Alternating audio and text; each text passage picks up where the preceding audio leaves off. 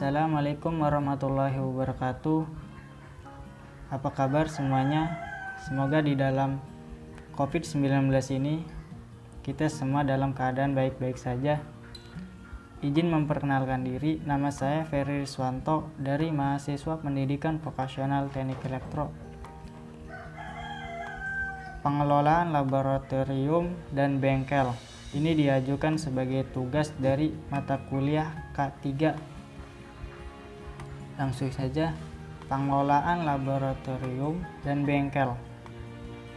Tujuan workshop memiliki pengetahuan manajemen laboratorium dan bengkel, memiliki pengetahuan letak, layout, mesin, dan peralatan, memiliki pengetahuan tentang perawatan dan pemeliharaan laboratorium bengkel, memiliki pengetahuan mengenai kesehatan dan kesehatan kerja, mampu membuat perencanaan pengelolaan laboratorium dan bengkel.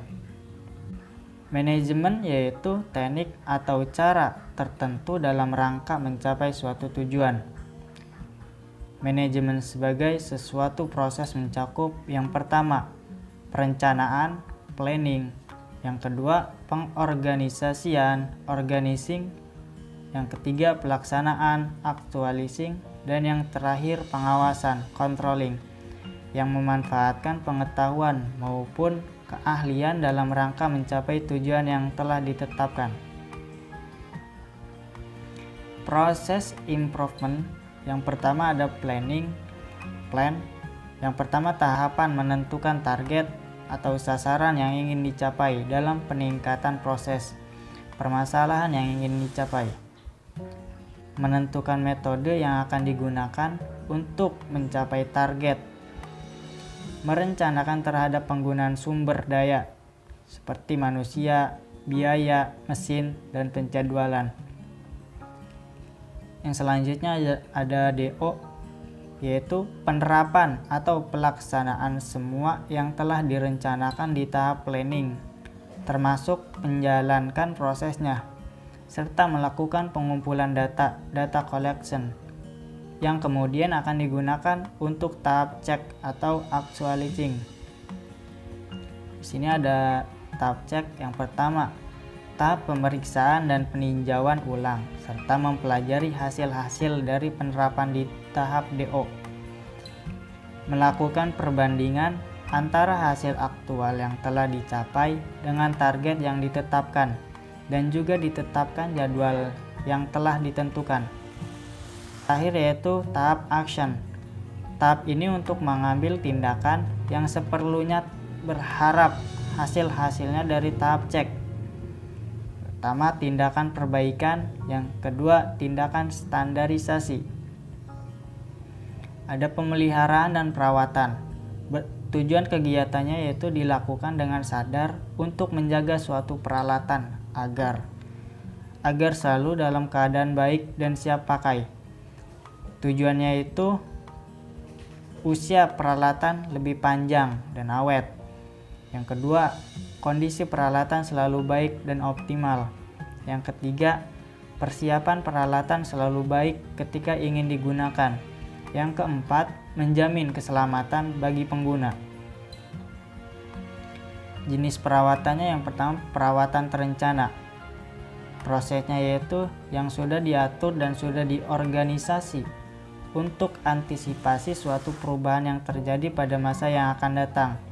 Contohnya, kegiatan kebersihan di setiap kali habis praktik, memberi pelumas pada bagian mesin atau peralatan tertentu setelah digunakan, menutup mesin setelah digunakan untuk mengurangi debu yang menempel dalam periode tertentu setelah sementeran, perawatan ringan. Prinsip-prinsip perawatan yang pertama, mengedepankan mutu. Banyak siswa lulus dan bermoral kerja pelayanan memuaskan. Didukung fasilitas memadai, yaitu hal yang bisa menjadi tolak ukur kualitas sekolah. Yang kedua, keterkaitan stakeholder. Sekolah tidak dapat sendiri dalam bekerja, tetapi harus melibatkan banyak pihak seperti guru, orang tua, organisasi profesional, dunia usaha, dan pemerintahan sehingga dapat mencapai suatu sasaran. Proses selanjutnya, setiap petugas dalam pendidik praktek harus menganggap pihak lain yang menggunakan hasil kerja sebagai stakeholder. Para pelanggan ini harus dipuaskan, semua kalangan akan berlomba-lomba untuk melakukan yang terbaik. Yang keempat, data sebagai kegiatan. Setiap pelaksanaan pendidikan harus melakukan tindakan dan mengambil keputusan atau penataan berdasarkan analisis data yang telah diperoleh terlebih dahulu, bukan berdasarkan pengandaian atau rekayasa. Tindakan yang diambil berdasarkan pengandaian bisa menyebabkan kerugian. Yang kelima, manajemen mutu.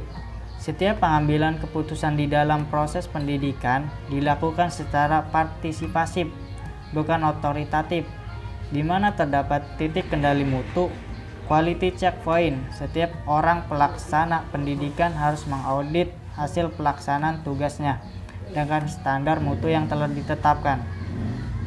Biaya praktikum.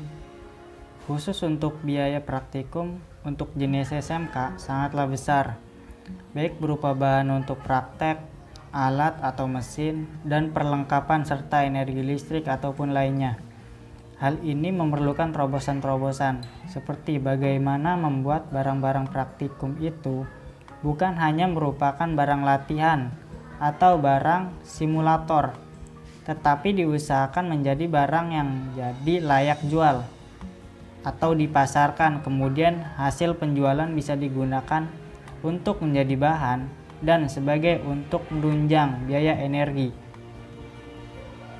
Penataan tempat dan ruang. Penataan tempat yang kurang baik dan keadaan tempat yang kotor akan berpengaruh langsung peserta didik akan konsentrasi dan minat belajar. Hal ini berdampak pada kualitas lulusan. Jika peserta didik dalam belajar sudah tidak konsentrasi dan tidak memiliki minat, maka presentasi belajar juga menurun. Salah satu konsep penataan tempat dan ruang adalah 5R: ringkas, rapih, resik, dan rajin. Barang yang berada dalam lembaga pendidikan harus ditempatkan pada lokasi tertentu. Resik berarti membersihkan lingkungan belajar, termasuk di dalamnya kebersihan lantai kelas. Lingkungan belajar termasuk halaman sekolah, toilet, alat tulis, dan lain-lain. Jadi dengan menerapkan 5R, permasalahan penataan tempat yang kurang baik dan keadaan tempat belajar yang kotor dapat teratasi.